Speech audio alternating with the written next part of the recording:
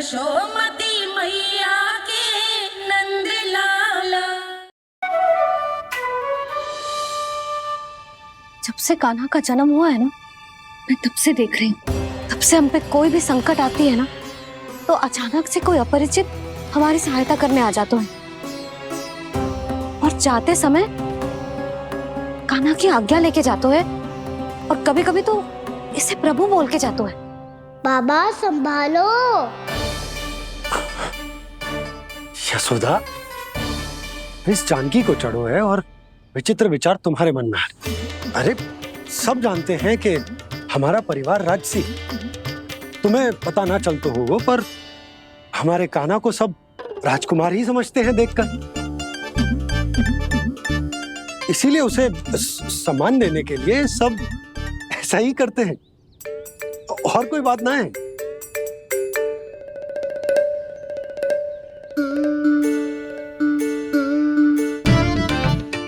अब जी मेरे लल्ला को ऐसे क्यों घूर रहे हैं?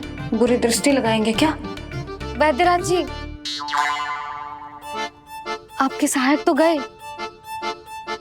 अब आप यहाँ क्यों? वो क्या है ना, मैं अपने रोगी का निरीक्षण करके पूरी तरह से संतुष्ट होकर ही जाता हूँ।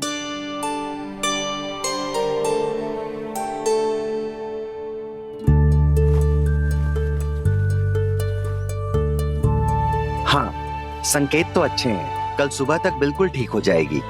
धन्यवाद वैद्य जी।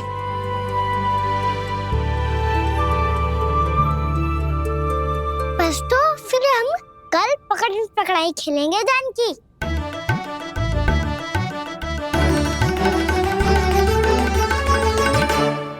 भानु, बंसी, जाकर उस क्षेत्र के चारों ओर बाड़ बनवा दो और वहां सूचना पट्ट भी लगा देना, ताकि जानकी के साथ जो हुआ है वो किसी और के साथ ना हो। शीघ्र जाओ। जी ठीक है।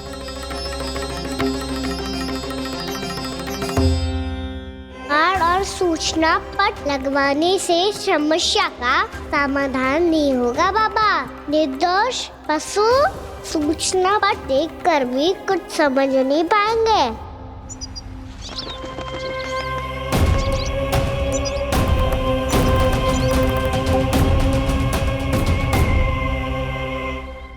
तो तुम्हारे कहने का अर्थ यह है कि व्योमासुर मारा जा चुका है और वो बालक अब भी जीवित है। हाँ महाराज, मैंने गोप बालकों को कहते सुना था कि कृष्ण ने छलिया को मोक्ष दे दिया है, पर वृंदावन सुरक्षित नहीं है महाराज। वो एक बहुत बड़ी समस्या से जूझ रहे हैं। कैसी समस्या? गांव के निकट क्षेत्र में किसी विषैले सर्प का निवास है। उसके विष का प्रभाव इतना भयानक है महाराज, जैसे विष ना हो, स्वयं हलाहल हो। मेरी कोई भी औषधि रोगी का उपचार नहीं कर पा रही थी। निकट के क्षेत्र में कहाँ है वो सर्प?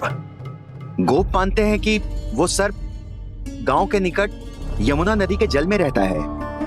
मुझे तो लगता है महाराज, ये कालिया नाग की कथा कोई किंवदंती या लोक श्रुति नहीं, एक सच्चाई है, एक विषैली सच्चाई।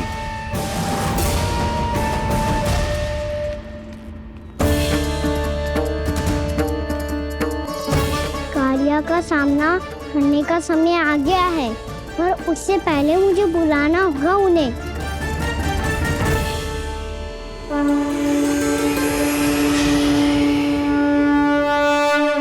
संसार के दारुण भय का नाश करने वाले, सभी कष्टों का हरण करने वाले, विश्व का समस्त ऐश्वर्य प्रदान करने वाले, कमल जैसे लोचन, मुख और चरणों वाले आजानुभुज श्री राम को मैं बार बार नमस्कार करता हूँ।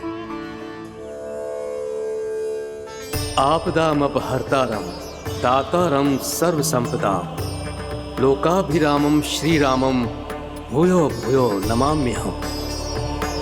काकभुसुंडी काकभुसुंडी काकभुसुंडी। प्रभु क्षमा करें, मुझे जाना होगा।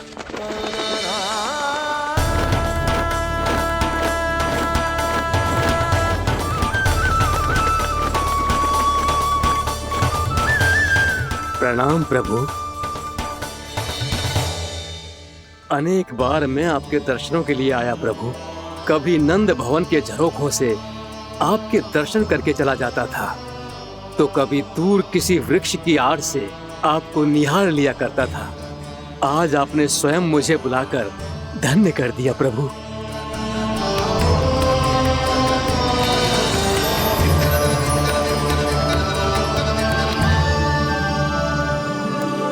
मैंने आपको यहाँ एक विशेष कारण से बुलाया है।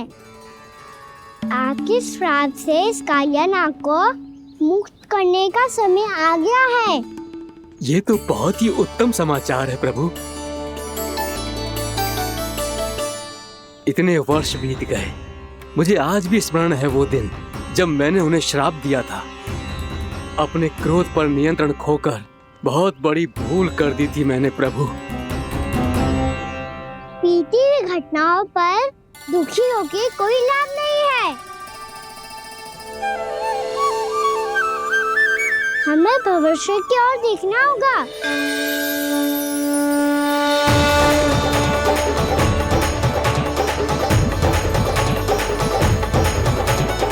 आदेश कीजिए प्रभु, क्या आज्ञा है आपकी? जब मैं कालिया नाग का सामना करने जाऊं, तो आप यहीं रहेगा। आपको अपने आप पता चल जाएगा कि कब क्या करना है।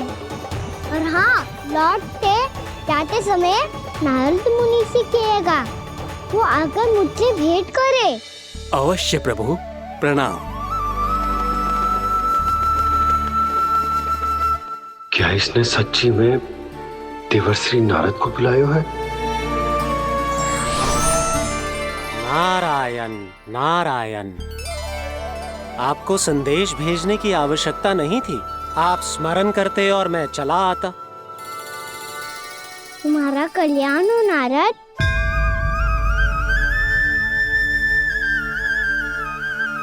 मैंने तुम्हें एक विशेष कार्य के लिए बुलाया है। आज्ञा दीजिए प्रभु।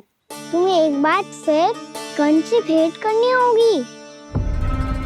विचार कीजिए महाराज, क्या आप बिना किसी शंका के कह सकते हैं कि कौन सी पंखुड़ी पहली है और कौन सी आठवीं?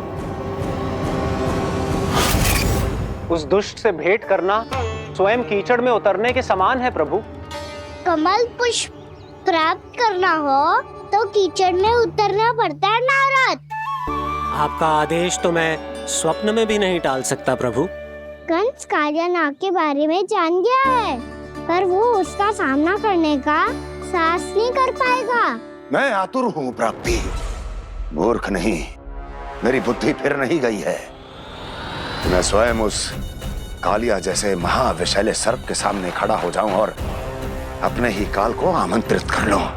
तो फिर अपने लाभ के लिए उसका प्रयोग करने का कोई और उपाय सोचिए स्वामी। कुछ ऐसा कीजिए कि यमुना नदी का पूरा जल विषैला हो जाए और वृंदावन वासी उसका उपयोग करे, और आपका काल कहलाने वाला वो बालक स्वयं काल के गाल में चला जाए।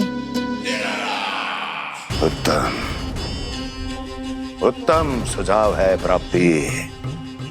अब मुझे उस कालिया तक पहुंचने का मार्ग ढूंढना होगा।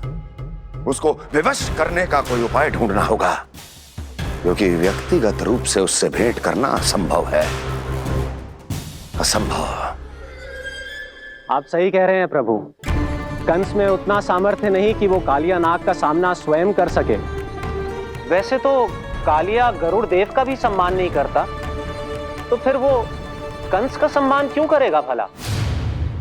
नहीं करेगा, पर कंस तुम्हारा सम्मान अवश्य करेगा नारद। तुम्हारी बातें भी सुनेगा और मानेगा भी। ये मेरी योजना का बहुत ही महत्वपूर्ण भाग है। तुम कंस के पास जाओ और कहो कि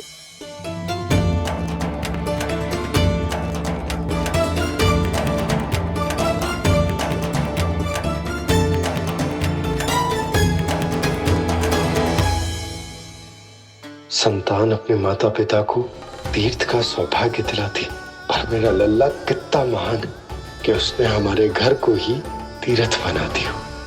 ऐसा तीर्थ जहां मेरी आंखों के सामने भक्त और भगवान का मिलन हो रो है। जो आज्ञा प्रभु।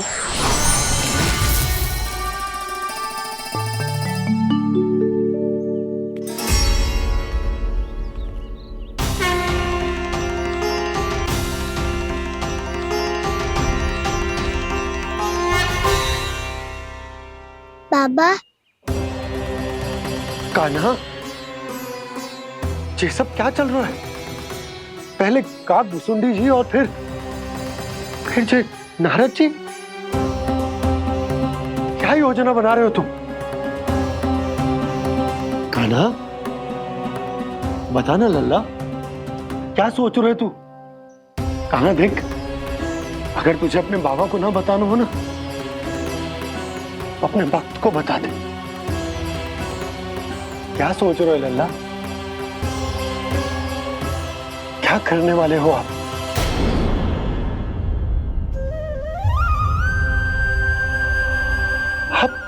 आप इतने दुखी क्यों हो? कान्हा, कान्हा, क्या होगा? क्योंकि मुझे आभास हो गया है बाबा, समय आने वाला है। कौन सा समय आने वाला है लल्ला? शीघ्र ही सब कुछ बदलने वाला है। भैया को मेरा सत्य पता चल जाएगा बाबा।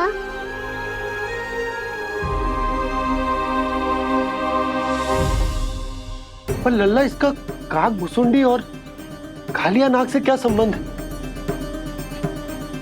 ऐसा क्या हुआ था और क्या होने वाला है?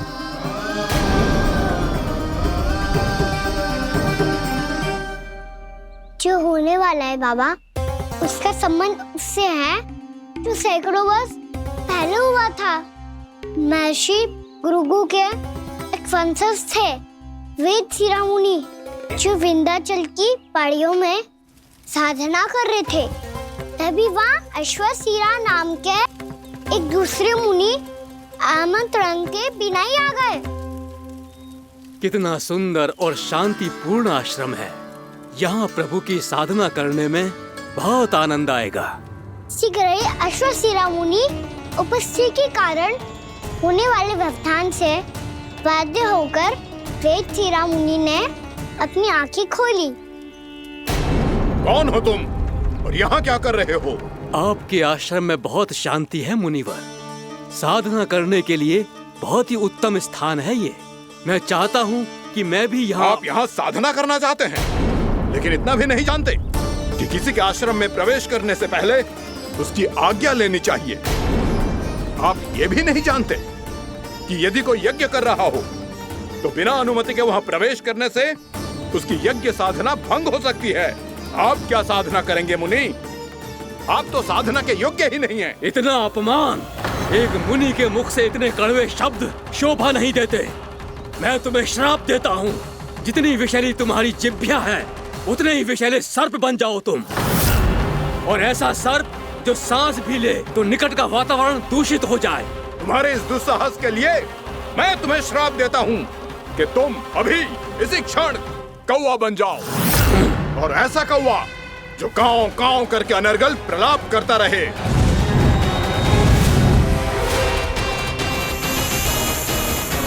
ये मैंने क्या किया? ये मैंने क्या किया? क्रोध के कारण दोनों ने एक दूसरे को श्राप दे दिया। पर दोनों ही मेरे भक्त थे, और भगवान होकर मैं अपने भक्तों को इतनी कठिनाई में कैसे देख सकता था। इसीलिए जिस संकट में उन दोनों ने अपने आप को फंसा लिया था, उसका समाधान करने में मैं उनके पास गया। देखिए ना प्रभु, ये क्या हो गया हमसे? हमारी रक्षा कीजिए प्रभु, मार्ग दिखाइए हमें। क्रोध पर नियंत्रण ना होने के कारण आप दोनों ने एक दूसरे को बहुत ही भीषण संकट में डाल दिया है। आप दोनों ही तपस्वी, तप के बल से दिए गए आपके श्राप को लौटाना भी संभव नहीं है। प्रभु, कोई तो उपाय होगा, हम आपके शरण में हैं प्रभु। अपराध तो हमसे हुआ है प्रभु, पर अब आपसे ही आशा है। कुछ ऐसा कीजिए भक्त वत्सल, जिससे हम दोनों के श्राप का प्रभाव कुछ कम हो जाए। आप दोनों ही मेरे भक्त हैं, इसलिए आपकी पीड़ा का निवारण करने का एक उपाय है मेरे पास। वेद शिरामुनि, जब आप कालिया नाग बनेंगे तो आपको मेरे चरणों को अपने शीश पर धारण करने का सौभाग्य मिलेगा। और अश्र शिरामुनि, आप काग योनि होने के बाद भी आप श्रेष्ठतम ज्ञान और सर्वाधिक यौगिक सिद्धियों के स्वामी होंगे और प्रवचन दिया करेंगे। इसके बाद अश्वशिरा मुनि काक भुसुंडी बन गए, जिन्होंने आगे चलकर स्वयं गरुड़ देव को रामायण सुनाई। और मुनि वेदशिरा महर्षि कश्यप और देवी कत्रियों के पुत्र कालिया नाग बनकर जल में। और अब वही कालिया नाग जमराज में, जिनके कारण जानकी के प्राण लगभग चले ही गए थे। अब कालिया नाग को उचित स्थान पर भेजने का समय आ गया है बाबा। पर ये तो अच्छी बात है कान, वेद शिरा मुनि को दिया हुआ तुम्हारा वचन भी पूरा हो जाएगा, जमुना जी की शुद्धि भी हो जाएगी। इस सब के बाद भी तुम दुखी क्यों हो? क्योंकि इसके बाद मैया के सामने मेरा रहस्य खुल जाएगा बाबा। उन्हें पता चल जाएगा कि उनका बालक कोई साधारण बालक ना है। भविष्य में जो होने वाला है उसे सबके सामने घटने से रोकना मेरे लिए भी संभव ना होगा। मैया को सब पता चल जाएगा। क्या पता चल जाएगा रे मुझे?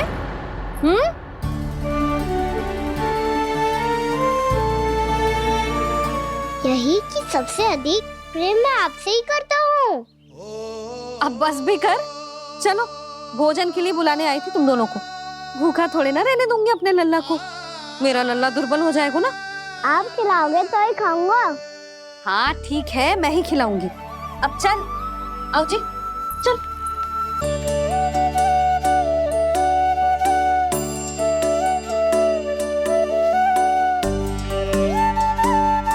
मैया खेलो ना मेरे साथ। मैया सुनो ना, मेरी बात ना मानोगी? अभी बहुत कार्य पड़े लल्ला, देख जानकी को औषधि भी देने जानो है ना। औषधि मैं दे दूंगा, फिर तो खेलोगी ना आप मेरे साथ। पिछले कुछ दिनों से अपनी मैया का अधिक से अधिक प्रेम पाने का प्रयास करो है कान्हा। इसका तो एक ही अर्थ हो सकता कि कछु बहुत बड़ो होने वालों है। कान्हा रुक जा लल्ला। कान्हा क्यों तंग कर रहा है? मैया को पहन लेना। कान्हा, कान्हा, ये क्या करो तूने?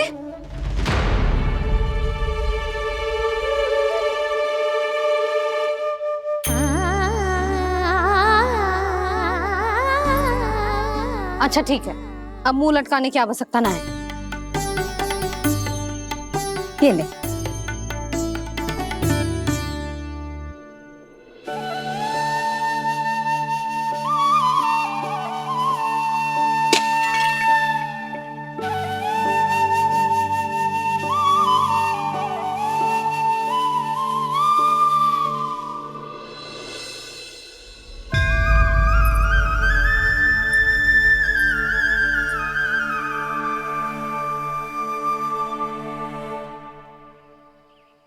तंग करे मैया को खिजाए, खेले रूठे मनाए, लीला अनोखी करके शरारत, कान्हा दंड भी पाए।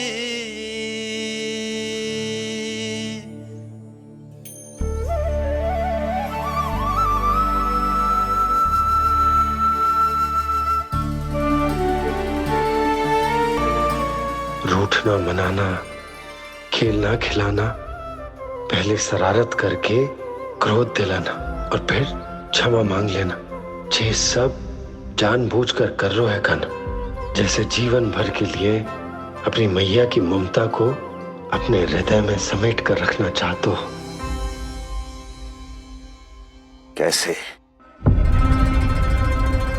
कैसे करूं उस कालिया से मित्रता, कैसे करूं उसका उपयोग?